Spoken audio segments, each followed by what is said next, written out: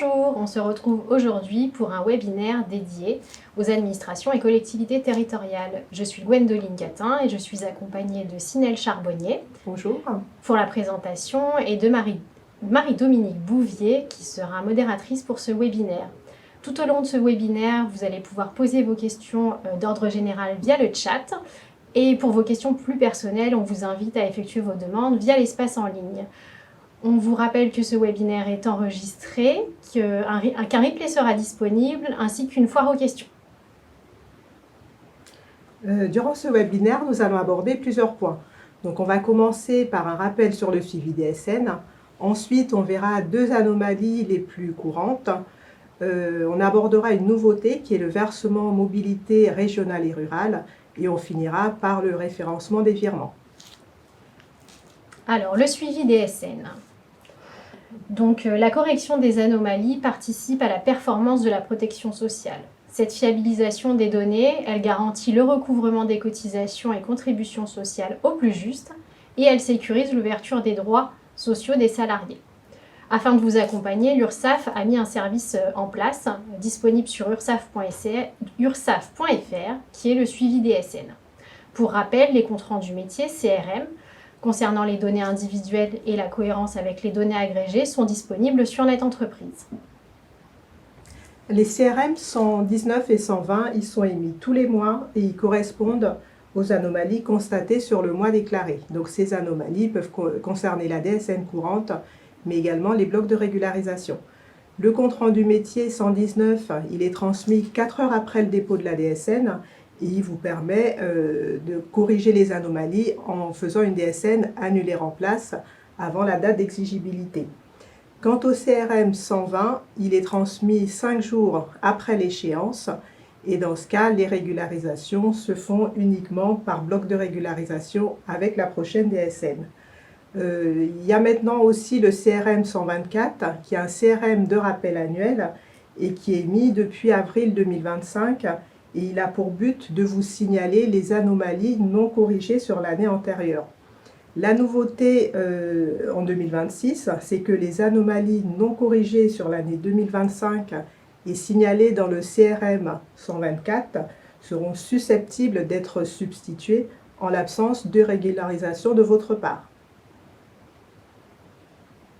Donc les objectifs du suivi des SN. Donc le premier, il est bien de vous signaler les anomalies des SN. Le deuxième, de vous expliquer ces anomalies et de vous accompagner dans l'identification de l'erreur ainsi que d'appréhender la correction. Et le dernier, de suivre l'avancement de la correction de ces anomalies. Pour vous connecter au suivi des SN, c'est très simple. Donc vous vous rendez sur votre compte en ligne sur le site de l'URSSAF. Donc vous pourrez accéder, c'est votre identifiant et votre mot de passe. Et vous cliquez sur l'onglet Suivi des SN. Donc une fois que vous avez cliqué sur cet onglet, vous pouvez consulter donc les établissements en anomalie, les individus concernés par les anomalies et également la typologie des anomalies. Pour ceux qui ne l'ont pas encore fait, vous avez la possibilité d'adhérer au suivi des SN. Donc pour cela, vous allez sur l'onglet Mon profil, vous sélectionnez le portefeuille tiers déclarant et vous allez sur la petite coche Tableau de bord Suivi des SN. Donc les anomalies les plus fréquentes. Donc la première anomalie qu'on va voir ensemble, elle concerne le montant net social. Donc elle est référencée sous DI-MNS 002. Donc c'est vraiment l'écart entre le montant net social estimé et le montant net social déclaré. Pour rappel, le MNS, il est déclaré sur votre DSN au niveau du bloc 58. Donc le calcul du montant net social estimé, il se fait à partir du montant soumis au PAS qu'on retrouve au bloc 50, du montant de la part non imposable du revenu qu'on retrouve également au bloc 50, et en l'absence d'un arrêt de travail d'une durée supérieure à 2 mois qu'on retrouve du coup au bloc 60. Toutefois, il y a deux exceptions pour lesquelles le calcul du montant net social estimé ne dépend pas du PAS, donc du montant soumis au prélèvement à la source, mais dépend plutôt du montant net fiscal qu'on retrouve sur le bloc 50. Donc le premier cas, c'est si le salarié est en contrat de nature CDD et dans la limite des 2 premiers mois du contrat et en l'absence d'un arrêt de travail.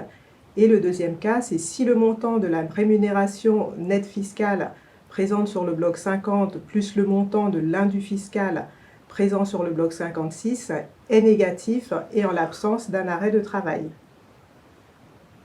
Donc les montants suivants doivent être ajoutés au montant d'aide sociale estimé. Donc la somme des primes, gratifications et indemnités qu'on retrouve au bloc 52.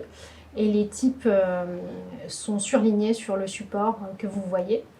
Les heures complémentaires ou supplémentaires exonérées fiscalement, y compris les journées de RTT monétisées qu'on retrouve au bloc 58 de la DSM. Donc toujours pour le calcul du montant d'aide sociale estimé, donc il faut déduire les montants, comme le montant des frais de santé de type 92, le montant de la CSG non déductible, le montant de la prime de partage de valeur soumise à la CSG et exonérée socialement et non imposable, donc de type 906, et le montant de l'abondement au PEE, PEI, PERCO et PERECO, donc sur le bloc 54, multiplié par 2,9%. Donc les modalités de correction, donc on vous oriente à utiliser le bulletin officiel de la Sécurité sociale concernant la formule de calcul du montant d'aide sociale. Donc avant l'exigibilité, vous aurez la possibilité d'effectuer une DSN en annulé remplace jusqu'à minuit à la veille de l'échéance. Et après l'exigibilité, effectuer un bloc de régularisation afin de corriger les anomalies qui sont présentes. En cas de difficulté sur le paramétrage du logiciel, on vous oriente du coup vers votre éditeur de logiciel afin de ne plus reproduire cette anomalie. La deuxième anomalie la plus courante, c'est la DI-CD-53C. C'est l'absence du nombre de jours calendaires servant au calcul du plafond de la sécurité sociale. Donc pour rappel, pour chaque salarié concerné par une proratisation de plafond, il faut indiquer le nombre de jours calendaires correspondant à la période d'emploi en cours. Donc dans notre exemple, on a un salarié à temps plein et sans absence. Donc comme vous pouvez le constater sur le bloc activité, donc c'est le bloc 53, on a le travail rémunéré, 151,67 heures, et on a 31 jours calendaires. Le deuxième exemple, c'est un salarié à temps plein, mais cette fois avec une absence non rémunérée. Donc toujours sur le bloc activité, le bloc 53, vous voyez une nouvelle ligne avec la codification 02, durée d'absence non rémunérée. Et là, concernant ce salarié, on est sur 46,16 heures. Surtout, il ne faut pas de champ à zéro, il ne faut pas de valeur à zéro pour un salarié qui a eu une activité professionnelle sur la période courante. Donc les modalités de correction. Donc pour cette anomalie, il faut bien vérifier que pour l'individu qui est en anomalie, la présence du nombre de jours calendaires présent sur votre déclaration. Donc avant l'exigibilité, effectuez toujours une DSN annulée en place jusqu'à minuit la veille de l'échéance. Et après l'exigibilité, effectuez un bloc de régularisation afin de corriger les données en anomalie. Toujours en cas de problème de paramétrage de logiciel, c'est vers votre éditeur de logiciel qu'il faut vous orienter. Donc les conséquences, si vous ne faites pas de régularisation, ça peut avoir un impact sur les droits sociaux de vos salariés et aussi c'est un manquement à vos obligations déclaratives. Depuis la généralisation du montant d'aide sociale sur les fiches de paye, les salariés sont en mesure de vérifier cette information et de la rectifier en cas de désaccord via un signalement sur le portail numérique des droits sociaux ou sur le site de la CAF, donc la Caisse d'allocation familiale. Donc on participe au traitement de ces signalements et on est en mesure de vous contacter par téléphone ou sur le compte en ligne pour vous accompagner sur la correction, la régularisation attendue. Donc un petit rappel sur les anomalies de taux AT et de taux VM. Donc on attend bien un bloc de régularisation en mode annulé remplace, à maille individuelle comme à maille agrégée. Et on vous rappelle que l'intégralité de l'assiette initialement déclarée associée au taux AT ou au taux VM à corriger doit être annulée. Donc là, on vous a donné quelques liens utiles pour vous aider dans la déclaration et aussi dans les régularisations. Donc le premier lien, c'est le BOSS. Donc le BOSS, c'est le bulletin officiel de la sécurité sociale. C'est un site qui présente la doctrine applicable sur les cotisations et contributions sociales. On a le guide URSSAF et le cahier technique, qui sont également une aide pour les déclarations et les régularisations. On a également la base de connaissances Net Entreprise qui sert aussi à vous accompagner. Et le dernier lien, c'est une vidéo qui vous explique les 7 anomalies les plus courantes sur la DSN que je vous invite également à consulter. Alors la nouveauté, le versement mobilité régional et rural. Donc la loi de finances 2025 donne la possibilité aux régions d'instituer le versement mobilité régional sur le territoire afin de financer et améliorer les services de transport. Donc c'est une nouvelle contribution qui vient en complément du versement mobilité et du versement mobilité additionnel. Les conditions d'assujettissement, de recouvrement et de remboursement sont identiques au VM et au VMA. Et pour la région Centre-Val de Loire, le taux est fixé à 0,15% à compter du 1er janvier 2026. Pour déclarer ce versement mobilité régional et rural, le code type de personnel qu'il faudra utiliser, c'est le 820 pour un taux normal. Sachez qu'il y a un taux réduit qui concerne les artistes, les journalistes et les mannequins. Et dans ce cas, le code type de personnel, c'est le 822. Donc au niveau des modalités de déclaration du code type de personnel 820, donc au niveau des données agrégées, le code cotisation, ça sera donc le 820. Le qualifiant d'assiette, on sera toujours sur le 920.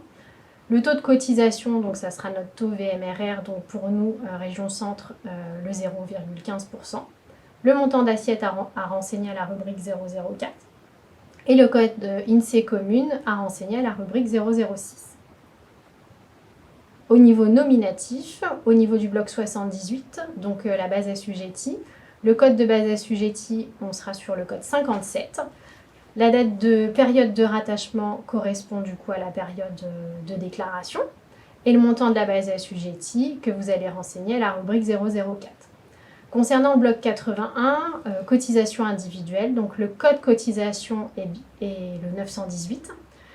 L'identifiant organisme de protection sociale, c'est bien le SIRET de l'URSSAF que vous devrez renseigner. Le montant d'assiette et le montant de cotisation. Le code commune INSEE à la rubrique 005 et le taux de cotisation à la rubrique 007. Donc, concernant le référencement des virements, pour vous assurer de la bonne affectation du virement donc sur votre bon compte employeur et sur la bonne période, il faut respecter un certain formalisme. La bonne pratique à retenir, c'est un virement pour un SIRET et un virement pour une période. On va prendre un exemple d'une DSN de septembre 2025 sur laquelle vous avez régularisé la période de janvier 2024. Donc, dans l'idéal, c'est de faire un virement pour la période courante de septembre 2025 et un deuxième virement pour la période régularisée qui est janvier 2024. Pour le référencement des virements, les 4 premiers caractères ils correspondent au code URSSAF. Donc ça, c'est invariable. Tous les virements que l'on doit recevoir doivent commencer par le 99 S1. Ils sont suivis par l'année et les 2 positions suivantes correspondent au mois. Donc là, sur l'exemple, on est en 2024 et le mois, c'est juin.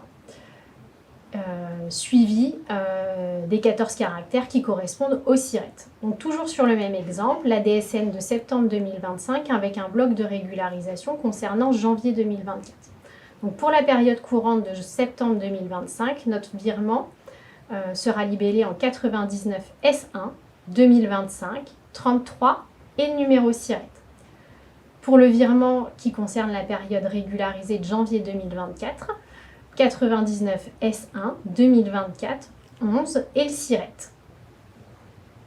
La codification des périodes. Donc pour la période de janvier, on est sur le 11, donc le premier trimestre et le premier mois du trimestre. Pour la période de février, on est sur le 12, donc toujours le premier trimestre avec le deuxième mois de ce premier trimestre.